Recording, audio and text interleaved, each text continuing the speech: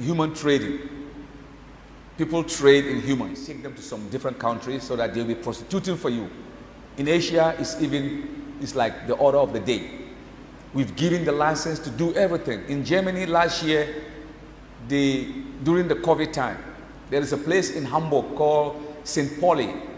Those of you who've been to Hamburg, they know what I'm talking about. St. Pauli, I don't know the distances. It might be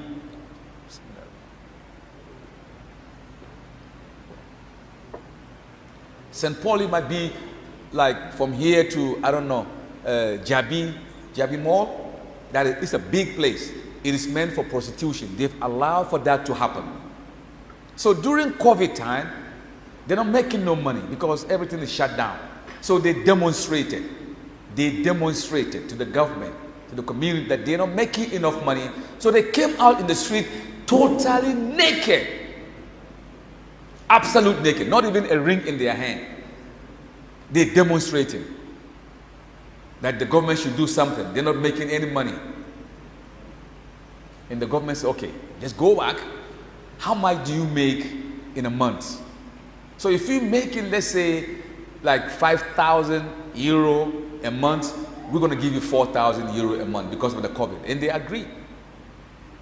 So most of our children, or most of the Africans who live the shores of Africa, they go to Europe, they enter into this establishment, and that is exactly what they do, because it's easy money.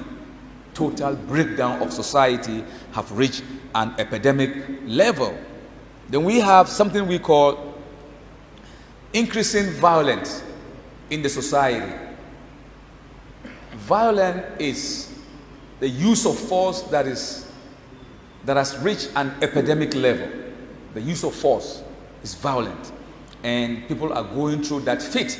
So if a man is exerting or exhibiting this kind of anger on his wife, his children, his whatever, they're going to run away. And if they run away, definitely they're not going to be seen again. They're going to be submerged in the society. And how are we going to get them back? It is a big problem. The only way, I think, is Islam. Even we, the Muslims, if we should hold on to the rope of Allah with one accord, وَاخْتَسِمُوا بِحَبْلُ اللَّهِ جَمِيعًا وَلَا تَفَرَّقُوا. If we hold on to the rope of Allah without any division, we would be angels walking the earth. Because Allah have chosen the Muslims. كُنْتُ خَيْرُ أُمَّةٍ أُخْرِجَتْ لِلنَّاسِ. You, the Muslim, are those who Allah have chosen to guide mankind. So how could the guide himself need guidance? That is the position that we are in today. And I think unless we rectify the wrong that is going in the community, we got a big problem. Then we have school dropouts. Most of the schools, people are dropping out. For what? For quick money. They want to make money right now. And then you get delinquencies. People drop out and they become something in society. They drop out of school. They want to make money right away. They don't care to kill somebody to make money. It's part and parcel of the total decay of the community. I believe my grandfather, your grandfather, back then, money is immaterial. Money is okay, but it's immaterial. You know, the society or the fiber of society that put the nucleus together is what matters back then. But today, nothing makes sense except I've got to get the money by any means necessary. And it's not by force that you have to make money. If you are twins, one could be the richest man, one could be the poorest man. We came differently and we're going to depart on earth differently. But society is asking us to act differently. And that is what is causing total breakdown of the communities all over the place. The Hollywood, I've mentioned that again, but I'm going to mention that again because what Hollywood is doing is that there is a new trend that most of the children from 14 to 21 years in America today, there is something that is being called wife swapping. I think I've mentioned that. Wife swapping is a new trend that over the weekends, you take, not me, they take their wives, their friends' wives, and the friends will take their also friends' wives, somebody's wife, but they exchange it in circle. It's called wife swapping. So they take them on Friday. I wonder why they should take it on Friday. It's such a beautiful day. But Friday, Saturday, Sunday, 3 days. Early Monday in the morning around 6 a.m., they'll bring their wives to them. And they begin to write an account. I told you, man, she's this and that, right? Did you find her good? I told you. It's something that is prided. So it's something that is new today. And I don't know if it's here already. If it's not here, they're trying to bring it here. In the name of civilization, in the name of westernization, in the name of globalization. And that is exactly what is coming in. And if you begin to question that, you're going to be in trouble, because that is the status quo of the Western, thinking. So we have to be very careful.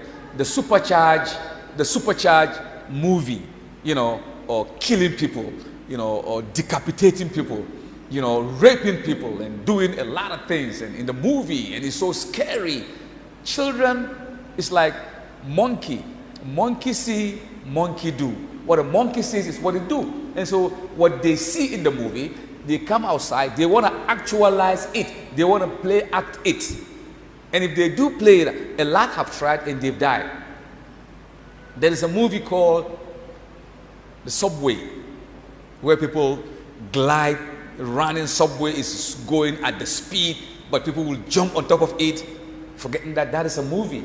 But once they came out of that movie house, in New York, it's a lot of subway, people begin to be jumping on and they get electrocuted and electroshock, and they die. A lot of them die because they want to act. To them, it's like, wow, man, I could do this. The guy did that in the movie and he survived, so I could do it too. And so this is what is going on today. And the West is asking, how are we going to rectify the wrong? So I don't think we should, import this kind of thing. The West is good. A lot of things that we can learn from the West, a whole lot. But I think we should do that. Islam allow for Islamic culture allow for you to copy something that is good, that you can bring it in, that will be workable in Islam. Anything that is good from different community, even though they are not Muslim, but if it is good, if it doesn't go against the grain of Islam, then it's okay.